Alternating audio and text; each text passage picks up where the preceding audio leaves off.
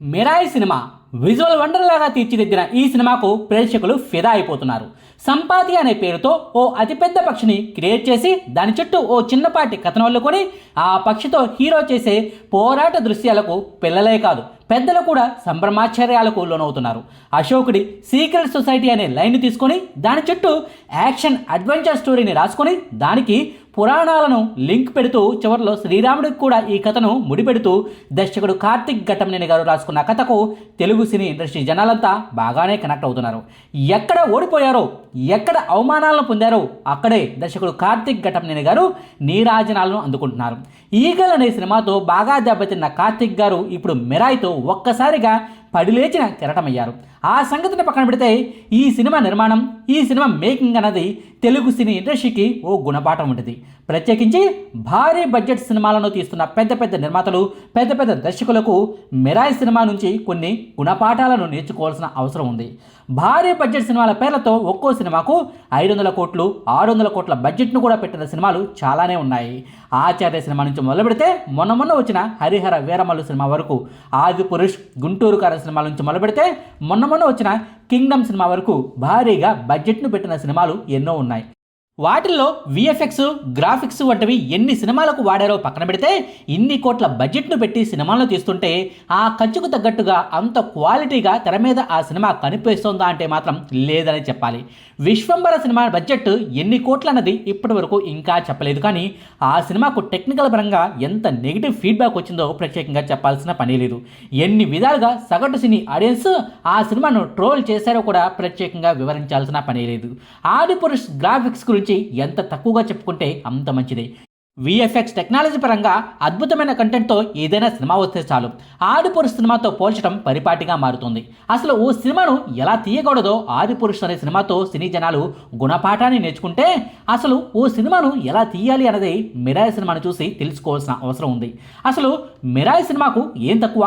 Quality పరంగా అద్భుతంగా లేదా? భారీ బడ్జెట్ సినిమాలకు తగ్గ రేంజ్లోనే ఈ సినిమాలోని టెక్నికల్ స్టాండర్డ్స్ కూడా ఉన్నాయి కదా. పెద్ద పెద్ద టెక్నీషియన్స్ ఈ సినిమాకు కూడా పనిచేశారా లేదా? హైదరాబాద్ రామోజీ ఫిల్మ్ సిటీలోనే గ్రీన్ మ్యాట్ను వేసి మరి ఈ సినిమాను చుట్టేయకుండా విదేశాలకు వెళ్ళి మరి ఈ సినిమాను చిత్రీకరించారా లేదా? భారీ బడ్జెట్ సినిమాల హీరోలు విదేశాలకు వెళ్ళి షూటింగ్లను చేసినట్టుగా మిరాయి సినిమా టీం కూడా షూటింగ్లను చేసింది కదా. మరి భారీ బడ్జెట్ సినిమాలకేమో 200 కోట్లు 300 కోట్లు 500 కోట్లు ఎందుకు ఖర్చు అవుతుంది? అన్ని కోట్లు ఖర్చు పెట్టినా సరే టెక్నికల్ అంశాల్లో ఎందుకు విమర్శలు వస్తున్నాయన్న విషయాల పట్ల సినీ ఇండస్ట్రీ పెద్దలు ఆత్మ పరిశీలన చేసుకోవాల్సిన అవసరం ఎంతైనా ఉంది. ఈ సినిమాను చూసిన వెంటనే ట్విట్టర్లో తెగ హల్చల్ చేసే ఓ సినీ క్రిటిక్ ఓ కామెంట్ను పెట్టారు. పెట్టిన బడ్జెట్కు తెర మీద చూపించిన విజువల్స్కు ఏమైనా సంబంధం ఉందా? ఇదే సినిమాను రాజమౌళి తీసి ఉంటే 300 కోట్ల ఖర్చు పెట్టేవారు. 60 కోట్లలో దీన్ని అసలు ఎలా తీయగలిగారు అంటూ ఆ ట్విట్టర్ తాత చేసిన ఒక్క పోస్టు నెట్టింట పెద్ద దుమారాన్ని రేపింది. సినీ ఇండస్ట్రీలో చిన్నపాటి చర్చకు కూడా దారితీసింది. ఇదే విషయం గురించి సినిమా మేకింగ్ గురించి ఈ సినిమా సక్సెస్ తర్వాత కొన్ని ఇంటర్వ్యూలో కార్తిక్ ఘట్టమనేని గారిని జర్నలిస్టులు సూటిగా ప్రశ్నించారు. ఈ సినిమాను 60 కోట్లలోనే తీశారని మేము విన్నాం, కానీ తెర మీద ఈ సినిమాను చూస్తే మాత్రం దీనికి 3-4 రెట్ల బడ్జెట్ను పెట్టి తీసిన సినిమాల కంటే కూడా క్వాలిటీగా బాగుంది. అసలు ఇంత తక్కువ బడ్జెట్లో ఈ సినిమాను ఎలా తీయగలిగారు? మీ సీక్రెట్ ఏంటి అని జర్నలిస్టులు అడిగితే కార్తిక్ ఘట్టమనేని గారు క్లారిటీగా ఓ సమాధానాన్ని చెప్పారు. ఇలాంటి సినిమాలకు బేసిక్గా రెండు దారులు ఉంటాయండి. ఒకటేమో మొత్తం గ్రీన్ మ్యాట్లో తీసేసి ఆ అవుట్పుట్ను విఎఫ్ఎక్స్ టీంకు ఇవ్వాల్సి ఉంటుంది. ఆ టెక్నికల్ టీము ఆయా సీన్లకు తగ్గట్టుగా బ్యాక్గ్రౌండ్ను సెట్ చేసి మనకు ఫైనల్ ప్రొడక్ట్ను ఇస్తుంటారు.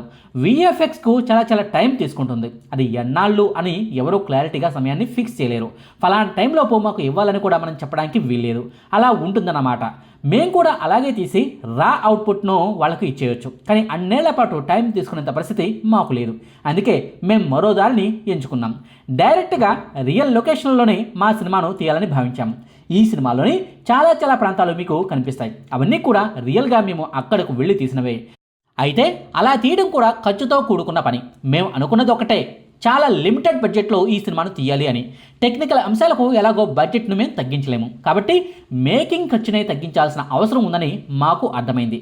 లక్కీగా మా సినిమాలోని టీం అంతా కూడా మాకు సహకరించారు.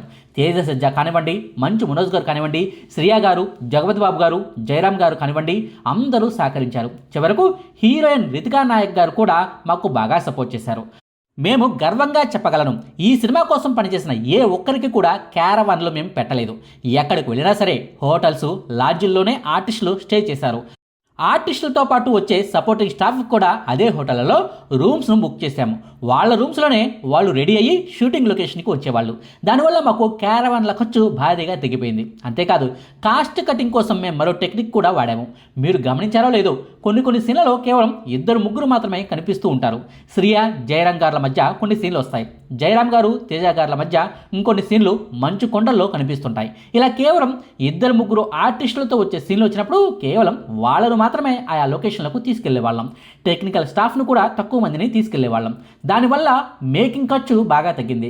స్క్రిప్ట్ పరంగా మేము బౌండెడ్ స్క్రిప్ట్తో వెళ్ళాము. సినిమా అంతా పూర్తయ్యాక చూసుకుంటే వచ్చిన సినిమాకు తీసిన ఫుటేజ్కి కేవలం 1 గంట మాత్రమే ఎక్కువ వచ్చింది.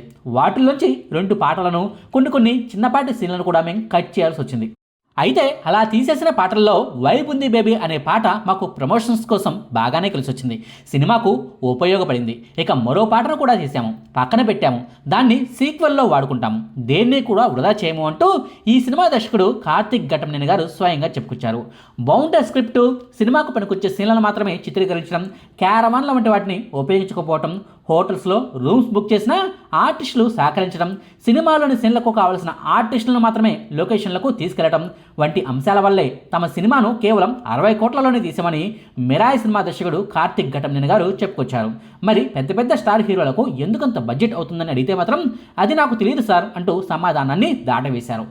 మిరాయి సినిమా హీరో తేజ సజ్జా గారు కానివ్వండి, విలన్ మంచు మనోజ్ గారు కానివ్వండి, ఇద్దరికే కలిపి 12 నుంచి 15 కోట్లలోనే రెమ్యునరేషన్లో ముగించేశారు. మిగిలిన సపోర్టింగ్ ఆర్టిస్టులకు, సినిమా టీం అందరికీ కలిపి మరో 10 కోట్లలో రెమ్యునరేషన్లు క్లియర్ చేశారు. మొత్తం కలిపి రెమ్యునరేషన్లో 25 కోట్లలో ముగించేశారు. మరో 10 కోట్ల రూపాయలలోపు సినిమా మేకింగ్ను పూర్తి చేసి టెక్నికల్ అంశాల కోసమే ఏకంగా 25 కోట్ల రూపాయలు ఖర్చు చేసినట్టుగా వివరాలు తెలుస్తున్నాయి. సో ఖర్చును తగ్గించుకోవడం అనేది దర్శకులు, సినీ హీరోలు, ఆర్టిస్టుల చేతుల్లోనే ఉంది అన్నది పచ్చి నిజం. హీరోల రెమ్యునరేషన్లు కాస్త తగ్గితే సినిమా నిర్మాణానికి అయ్యే ఖర్చు కూడా తగ్గుతుంది. దానివల్ల క్వాలిటీ కోసం కాసింత ఎక్కువ డబ్బులను పక్కన పెట్టుకోవచ్చు. ఏళ్ల పాటు సినిమాల చిత్రీకరణలు చేసి కావాలని హైప్ను క్రియేట్ చేసి తీరా చూస్తే కంటెంట్ లేక, అందులో క్వాలిటీ లేక బాక్స్ ఆఫీస్ వద్ద దెబ్బతిన్న సినిమాలు ఎన్నో ఉన్నాయి. అలాంటి సినిమాలు ఫ్యూచర్లో రాకుండా ఉండాలంటే ఈ మిరాయి సినిమా నుంచి పాఠాలను నేర్చుకోవాల్సిన అవసరం ఎంతైనా ఉంది. ఇక ఈ సంగతిని పక్కన పెడితే సినిమాకు వస్తున్న కలెక్షన్లు ఎలా ఉన్నాయన్న వివరాల్లోకి వెళ్దాం. ఈ సినిమాకు మొదటి రోజున ప్రపంచవ్యాప్తంగా 27 కోట్ల 20 లక్షల రూపాయల గ్రాస్ కలెక్షన్లు వచ్చాయని ఈ సినిమా నిర్మాణ సంస్థే అధికారికంగా చెప్పేసింది. నిజానికి ఏ సినిమాకైనా, ఎంత పెద్ద సినిమాకైనా రెండో రోజు నాడు కలెక్షన్లు తగ్గిపోతాయి. కొన్ని సినిమాలకైతే సగానికి సగం కలెక్షన్లు పడిపోతాయి. మొదటి రోజు విపరీతమైన హైప్ ఉండటం, ప్రీమియర్ షోల కలెక్షన్లు కూడా కలవడం, ఫ్యాన్స్ విపరీతంగా ఆయా సినిమాలకు వెళ్ళడం వల్ల మొదటి రోజున అన్ని హౌస్ఫుల్స్ అయిపోతాయి. రెండో రోజు నుంచి ఆ పరిస్థితి ఉండకపోవడం వల్ల కలెక్షన్లు పడిపోతాయి. కానీ కొన్ని సినిమాలకు మాత్రమే మొదటి రోజు కంటే కూడా రెండో రోజు మూడో రోజే ఎక్కువగా కలెక్షన్లు వస్తుంటాయి. ఈ మిరాయి సినిమా కూడా ఆ కోవకు చెందినదే. మొదటి రోజున ఈ సినిమాకు 27 కోట్ల 20 లక్షల రూపాయల గ్రాస్ కలెక్షన్ వస్తే రెండో రోజున ఈ సినిమాకు ప్రపంచవ్యాప్తంగా అక్షరాల 28 కోట్ల 40 లక్షల రూపాయల గ్రాస్ కలెక్షన్లు వచ్చాయి. అంటే 1 కోటి 20 లక్షల రూపాయల గ్రాస్ కలెక్షన్లు మొదటి రోజు కంటే రెండో రోజు కలెక్షన్లు ఎక్కువగా వచ్చాయన్నమాట. మొత్తం 2 రోజుల్లో కలిపి ఈ సినిమాకు ప్రపంచవ్యాప్తంగా 55 కోట్ల 60 లక్షల రూపాయల గ్రాస్ కలెక్షన్లు వచ్చాయని ఈ సినిమా నిర్మాణ సంస్థ అధికారికంగా చెప్పేసింది. ఇక హిందీలో ఈ సినిమాకు అదిరిపోయే రెస్పాన్స్ వస్తుంది. బాలీవుడ్ సినీ విశ్లేషకుడు తరణ్ ఆదర్శ్ గారి లెక్కల ప్రకారం చూసుకుంటే హిందీలో ఈ సినిమాకు మొదటి రోజున కేవలం 1 కోటి 75 లక్షల రూపాయల నెట్ కలెక్షన్లు మాత్రమే వస్తే రెండో రోజు మాత్రం ఈ సినిమాకు హిందీలో ఏకంగా 3 కోట్ల 10 లక్షల రూపాయల నెట్ కలెక్షన్లు వచ్చాయి. అంటే మొదటి రోజుతో పోల్చితే రెండో రోజు నాడు ఏకంగా 77% బుకింగ్స్ పెరిగాయట. ముంబై, ఢిల్లీ, పంజాబ్, రాజస్థాన్లలోంచి ఈ సినిమాకు బాగా కలెక్షన్లు వస్తున్నాయని తరణ్ ఆదర్శ్ గారు క్లారిటీగా చెప్తున్నారు. మూడో రోజు కూడా ఇదే ట్రెండ్ కనిపిస్తోంది. ఈ కలెక్షన్లేమీ ఫేక్ కలెక్షన్లు కావని, 1+1 టికెట్ పద్ధతిలో రాలేదని, టికెట్ల రేట్లను పెంచలేదని, అలాగని టికెట్ల రేట్లను కూడా తగ్గించలేదని, కంటెంట్ నచ్చడం వల్లే ఈ సినిమా కలెక్షన్లు వస్తున్నాయని, ఫ్యూచర్లో ఈ సినిమా అద్భుతాన్ని క్రియేట్ చేయడం ఖాయమంటూ తరణ్ ఆదర్శ్ గారు తన ట్వీట్లో స్పష్టంగా చెప్పారు. సో ఆయన చెప్పిందే నిజమైతే కనుక హిందీలో ఈ సినిమా మరో హనుమాన్ కావడం ఖాయం. ఇక చివరిగా ఒక్క మాట, మిరాయి సినిమా హనుమాన్ సినిమాను దాటుతుందా లేదా అన్న దాని గురించి సినీ ఇండస్ట్రీలో ఇప్పుడు చర్చ జరుగుతుంది. ఒక్క ముక్కలో చెప్పాలంటే దసరాకు వచ్చే సినిమాల రిజల్ట్ను బట్టే ఈ ప్రశ్నకు సమాధానం ఇవ్వచ్చు. దసరాకు తెలుగులోనే కాదు, హిందీలోనూ ఇతర భాషల్లోనూ పెద్ద సినిమాలే రిలీజ్కు సిద్ధంగా ఉన్నాయి. ఓజీ, కాంతారా 2 వంటి సినిమాలు కూడా ఉన్నాయి. ఈ సినిమాలు కనుక హిట్ అయితే దసరా పర్వదినాల్లో వీటికే ఆడియన్స్ ప్రియారిటీని ఇస్తారు. తద్వారా మిరాయి సినిమా కలెక్షన్లు తగ్గుముఖం పడతాయి. ఒకవేళ దసరాకు వచ్చే సినిమాలు కనుక పెద్దగా ఆడకపోతే మాత్రం మిరాయి సినిమా పుంజుకుంటుంది, కలెక్షన్లు మరింతగా పెరుగుతాయి. ఫలితంగా హనుమాన్ సినిమాను దాటినా దాటొచ్చు. చూడాలి మరి చివరకు ఏం జరుగుతుందో అన్నది. ఇదండి మిరాయి సినిమాను 60 కోట్లలోనే ఎలా తీశారన్న వివరాలు, అలాగే ఈ సినిమా కలెక్షన్ ట్రెండ్ గురించిన సమాచారం. మీకు ఈ వీడియో నచ్చితే లైక్ చేయండి, షేర్ చేయండి. మరిన్ని ఆసక్తికరమైన వీడియోల కోసం మా కొత్త ఛానల్ను సబ్స్క్రైబ్ చేయడం మాత్రం మర్చిపోకండి. Thank you.